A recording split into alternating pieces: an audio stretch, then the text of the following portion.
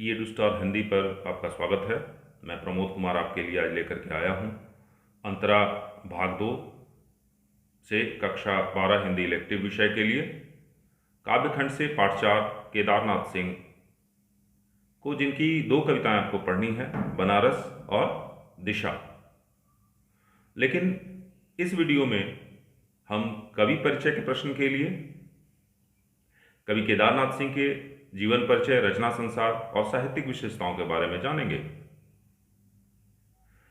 आगे बढ़ने से पहले यदि आपने इस चैनल को सब्सक्राइब नहीं किया है तो इस चैनल से जुड़े रहने के लिए सब्सक्राइब करें और सबसे पहले वीडियो के नोटिफिकेशन पाने के लिए बेल आइकन को टच करें। तो चलिए हम लोग देखें केदारनाथ सिंह के जीवन परिचय, रचना संसार और साहित्यिक विशेषताओं को। देखिए, केदारनाथ सिंह आधुनिक हिंदी के कवि हैं, साठोत्तरी कविता के महत्वपूर्ण हस्ताक्षर हैं और वे अज्ञे द्वारा संपादित तीसरा सप्तक के कवि रहे और भारतीय ज्ञानपीठ पुरस्कार जैसे बड़े पुरस्कार उन्होंने प्राप्त किया है। तो हम लोग सबसे पहले इनके जीवन परिचय को जानेंगे, इनके जीवन के बारे में जानेंगे। तो केदारनाथ सिंह का जन्म 7 जुलाई 1934 ईस्वी को उत्तर प्रदेश के बलिया जिले के चकिया नाम के गांव में हुआ था। उन्होंने काशी हिंदू विश्वविद्यालय से 1956 ईस्वी में हिंदी में एमए और 1964 में पीएचडी की उपाधि प्राप्त की।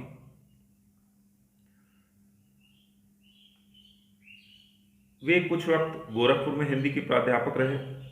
उन्होंने जवाहरलाल नेहरू विश्वविद्यालय में भारतीय भाषा केंद्र में बतौर आचार्य और अध्यक्ष काम किया और अपने जीवन में एक साहित्यकार और एक कवि के रूप में उनकी लेखनी चलती रही। परंतु 19 मार्च 2018 को दिल्ली में उपचार के दौरान उनका निधन हो गया। परंतु हिंदी साहित्य को उन्होंने बहुत कुछ दिया। अगर हम उनके योगदान की बात करें तो केदारनाथ सिंह की प्रमुख काव्य कृतियां जमीन पक रही है, यहां से देखो, उत्तर कबीर, टॉल्स्टॉय और साइकिल और बाघ है। वहीं उनकी प्रमुख गद्य कृतियों की अगर बात करें तो कल्पना और छायावाद, आधुनिक हिंदी कविता में बिंब विधान और मेरे समय के शब्द हैं। तो आइए थोड़ा विस्तार से हम लोग इनकी रचनाओं को देख लेते हैं कि इनकी रचनाएं कौन कौन सी हैं। तो इनकी मुख्य कृतियों में सबसे पहले कविता संग्रह की हम बात करें तो देखिए, उनकी कविता संग्रह है अभी बिल्कुल अभी, जो 1960 में प्रकाशित हुई। जमीन पक रही है 1980 में प्रकाशित हुई। यहाँ से देखो, ये 1983 में प्रकाशित हुई। बाघ 1966 में प्रकाशित हुई। अकाल में सारस 1988 में प्रकाशित हुई। उत्तर कबीर और अन्य कविताएं 1995 में। वहीं टॉल्स्टॉय और साइकिल 2005 में प्रकाशित हुई और सृष्टि पर पहरा नामक काव्य संग्रह 2014 ईस्वी में प्रकाशित हुआ।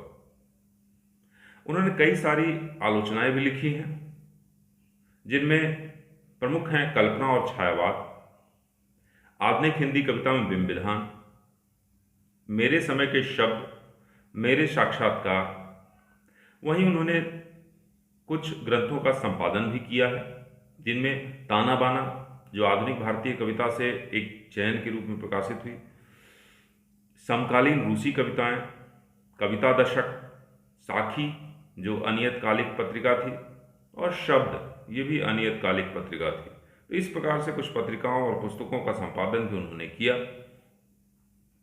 परंतु उनके उत्कृष्ट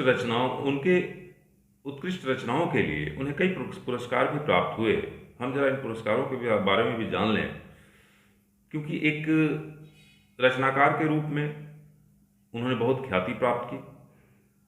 तो 1989 में उनके कृति अकाल में सारस को साहित्य अकादमी पुरस्कार मिला।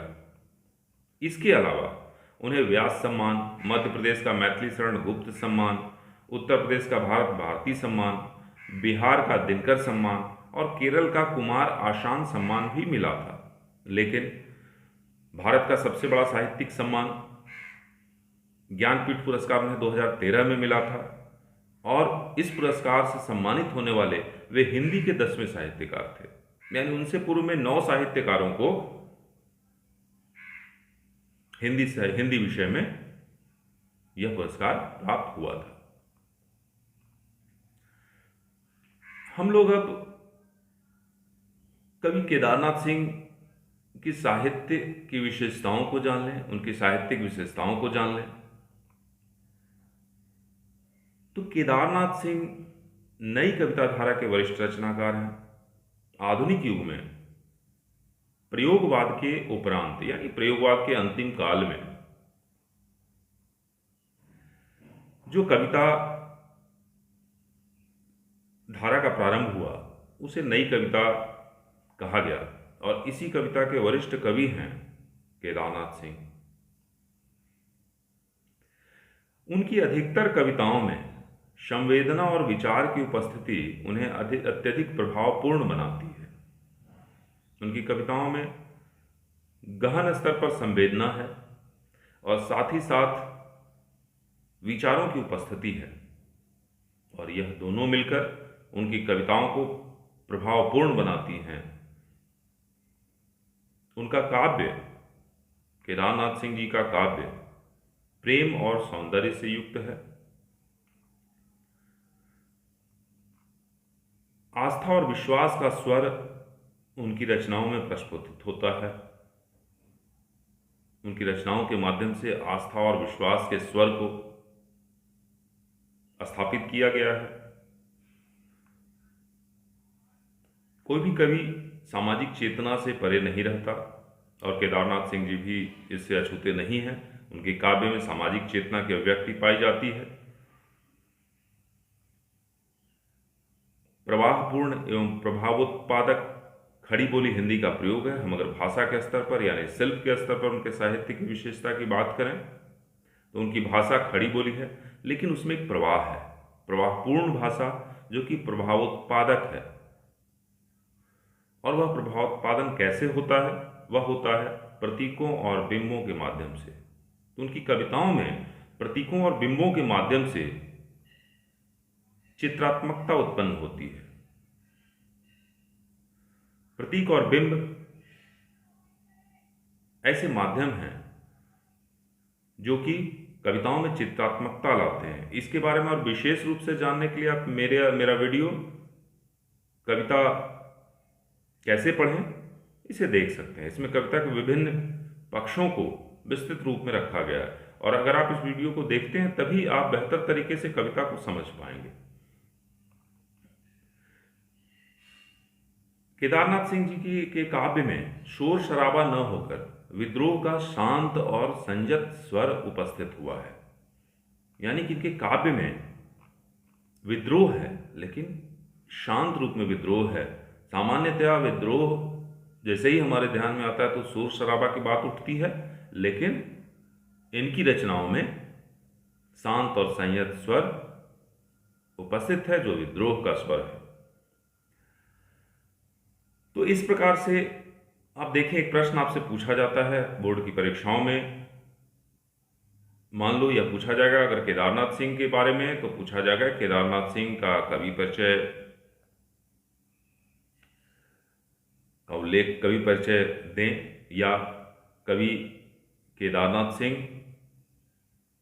का जीवन परिचय और रचना संसार पर चर्चा करते हुए इनके साहित्य की विशेषताओं को लिखें।